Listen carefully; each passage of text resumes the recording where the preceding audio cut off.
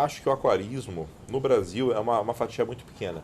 Quando você analisa, por exemplo, as grandes feiras pet na Europa, você tem aí 80% da feira é aquarismo. 20% é cachorro, gato e aves. Então o aquarismo é disparado o hobby mais presente na casa. Né? É mais fácil você achar um aquário na casa de um europeu do que um cachorro, ou do que um gato. Aqui no Brasil a gente tem um movimento inverso. A Pet South, que é realizada lá em São Paulo, é mais ou menos aí 85% da feira é cachorro e gato. Aquarismo aí é um pouco mais de 10% só. Então nós somos ainda um mercado muito grande e mal explorado para o hobby, né, para o aquarismo. O que eu acho que ainda falta e que as pessoas precisam se conscientizar, as lojas principalmente, é a ideia de formar novos aquaristas. É de mostrar que o aquarismo não é aquele hobby caro que todo mundo acha que vai gastar um rio de dinheiro com aquarismo. Não é um hobby hiper difícil que você tem que ser PhD pela Oxford para poder ser um aquarista. Né? Então dá para você ter aquário bonito gastando não tanto, né? Como um hobby tem gastos, claro, mas que não é tão gastoso e nem tão trabalhoso e difícil como muitas pessoas pensam. Para começar a trazer mais gente para esse hobby, realmente. Com a pandemia, com a proibição de baladas, bares, viagens, as pessoas ficaram em casa.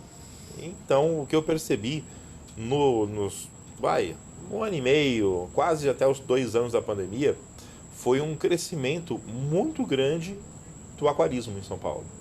Porque como as pessoas estavam em casa, aquário desestressa, aquário relaxa.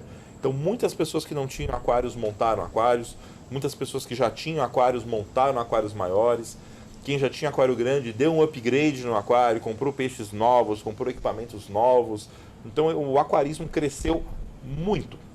E agora, né, que a pandemia está passando, que as pessoas já podem voltar para a praia, podem voltar para a balada, eu percebo um movimento inverso, das pessoas desmontando os aquários porque querem viajar e não tem com quem deixar o aquário, está começando a faltar dinheiro também. Então eu vejo que para a gente os efeitos da pandemia para o aquarismo parece que estão começando a chegar agora.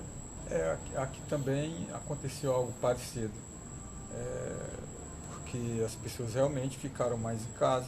Eu notei que aumentou muito o número de participantes em grupo de aquarismo, já que estavam muito tempo em casa e queriam participar, de interagir no grupo, e também a possibilidade de adquirir aquário, adquirir um pouco de conhecimento através da internet ou nos próprios grupos e junto a lojas, realmente teve esse efeito.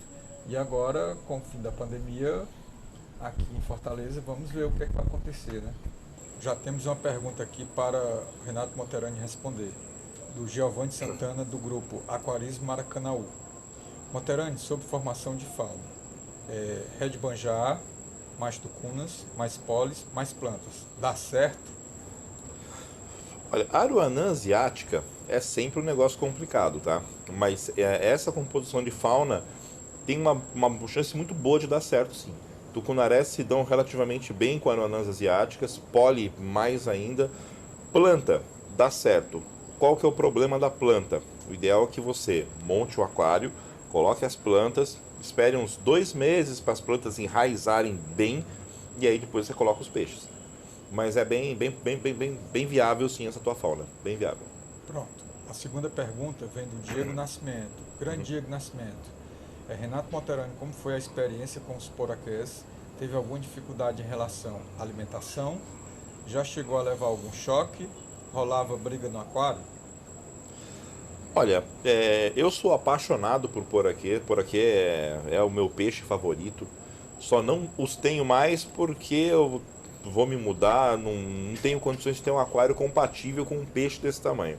Mas é um peixe de uma inteligência única, é um peixe realmente extremamente inteligente. Nunca tive brigas no aquário, tirando um caso só, que eu tinha duas espécies diferentes de poraquê, e um dia eu fui viajar, quando voltei, que eu tinha só um exemplar da espécie estava morta. Então eu deduzi pelas marcas nela que os outros dois acabaram matando. Mas foi o único episódio que eu tive de brigas no aquário.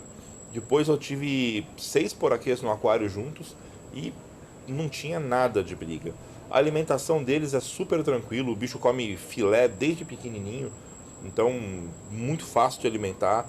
Manejo, por aqui é um peixe, como eu falei, muito inteligente. Então depois que ele passa algum tempo em cativeiro, ele aprende que você não é uma ameaça. Então desde que você faça uma aproximação da forma correta, mostrando para ele que você não é comida, porque a primeira reação dele é querer buscar comida. Então, quando ele percebe que não é alimentação, você consegue enfiar a mão no aquário, você consegue mexer no substrato, em decoração. Eu fazia esse aquário era plantado. Eu fazia a poda das plantas com os poraquês lá dentro. Então, é realmente um peixe extremamente inteligente. Nunca tomei choque de nenhum deles. É um peixe de uma interatividade assim única. É um peixe único realmente. A terceira pergunta é do Francisco Cruz, do Different Group of Fish, ou of Plants. É verdade que a raia é um peixe mais sensível que tucunaré e outros? Porque aqui no aquário dele é tranquilo. A raia é um peixe mais sensível, tá? Em especial, a raia é muito sensível a mudanças bruscas de parâmetros. Só que assim, não é o fato do peixe ser sensível que vai torná-lo impossível de você manter. Se seu aquário estiver legal, estiver estabilizado, você consegue manter a raias sem nenhum problema. E essa é uma das coisas do porquê eu recomendo a raias para aquários montados há mais de 6 meses. Até 6 meses, você pode ter variações de parâmetros e isso daí pode acabar causando a morte de arraia ou um estresse crônico e acabar prejudicando a raia. Depois dos 6 meses, a chance dessas variações acontecerem são bem menores. Mas não é porque é um peixe mais sensível que você não consegue manter. Monterani, existe uma dúvida, muita dúvida aqui no Ceará sobre BNC, né? Uma doença que vem atacando ainda, que a dificuldade de cura é grande. Então eu gostaria que você falasse um pouco sobre o que vem acontecendo e a melhor forma de ajudar o peixe, Certo. de curar, né? Vamos lá. O BNC ele é uma doença multifatorial. Então não é uma única coisa que causa.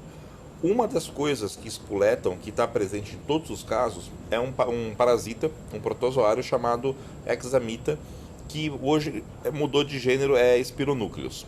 Então todos os casos de BNC tem esse parasita envolvido.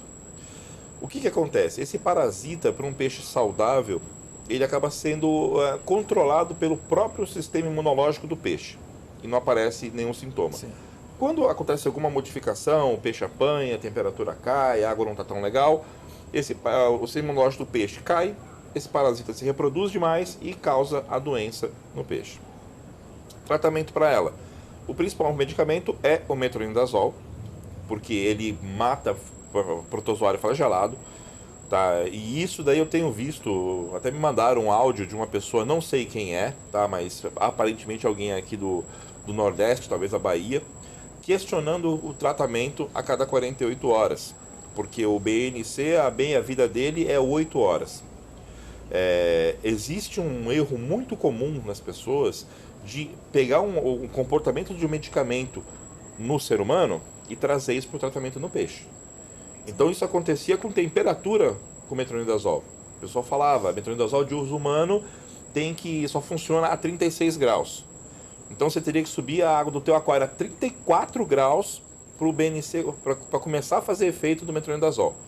Isso é uma lenda. Metronidazol não depende de temperatura para funcionar. Agora essa questão de durar só 8 horas no aquário, realmente, no ser humano, a meia-vida do metronidazol é 8 horas. Só que ele ainda fica com resíduo no sistema durante 44 horas. Na água, existe um trabalho científico publicado com trutas que mostrou que o metronidazol ele permanece em suspensão na água por 48 horas, depois ele decanta. Existem trabalhos científicos mantendo o metronidazol em soluções aquosas com água destilada, em que ele se mantém praticamente inalterado por 5 dias em água. Então esse negócio de 8 horas ele não funciona mais, não, isso é balela, isso aí é invenção, não sei porquê, não sei de quem, que inventou esse negócio. E a pessoa propõe um novo tratamento, reaplicando a dose a cada 8 horas durante 3 dias. Funciona? Funciona, você está triplicando a dose. Então, se você tem uma dose mínima para tratar uma doença e você aumenta essa dose, você vai conseguir curar a doença, claro. Problema, o metronidazol hoje, na Europa, ele foi banido. Tá? O metronidazol é proibido para uso em psicultura comercial. Por quê? Ele, em grande quantidade, ele causa má formação genética, então ele é teratogênico, ele pode modificar as ninhadas que vão vir de peixes submetidos a esse tratamento. É carcinogênico e mutagênico. Então, em pisciculturas comerciais, ele não pode mais ser utilizado, só para aquarismo. E essa exposição em grande quantidade durante bastante tempo é o que pode causar esses sintomas. Então, esse tratamento que está sendo proposto a cada 8 horas funciona? É claro, você está dando uma dose muito maior do que a necessária. Só que você pode causar má formações nas próximas gerações de peixes tratados com isso daí. Então, muito cuidado quando vocês ouvirem informações de internet. Sabe aquele papo do tiozinho do Zap? É exatamente isso daí. Você ouve uma coisa, você replica sem checar a fonte, sem checar verdade por trás daquilo ali e acaba propagando uma fake news. Então, muito cuidado com coisas. O que eu recomendo para a BNC? Tratamento no aquário todo. Isso também é importante, porque se você separa só o peixe que está doente, os outros peixes que estão no aquário, eles estão contaminados com parasita, só não estão manifestando a doença. Você separou o peixe doente, tratou, ele ficou bom. Você vai voltar para o aquário, daqui a 3 meses ele vai voltar a aparecer doente de novo. Por isso que as pessoas falam que o BNC não tem cura, porque eles normalmente tratam de forma errada. Sim. Então tem que se tratar o sistema inteiro. E aí o tratamento, inclusive, esse trabalho científico com a truta é o que baseou a formulação de um medicamento da Siquem contra o BNC. Existe um medicamento à base de metronidazol da Siquem, que é exatamente essa dosagem a cada 48 horas para tratamento dessa doença. Então, basicamente, é isso. Os buracos que ficam na cabeça do peixe, normalmente eles são causados por bactérias também. Então, o ideal é que você trate o aquário e faça a asepsia das feridas, né, com água oxigenada, com nebacetinho, com polvidinho depois, para fazer com que essas feridas se fechem e aí você consegue erradicar a doença do seu aquário.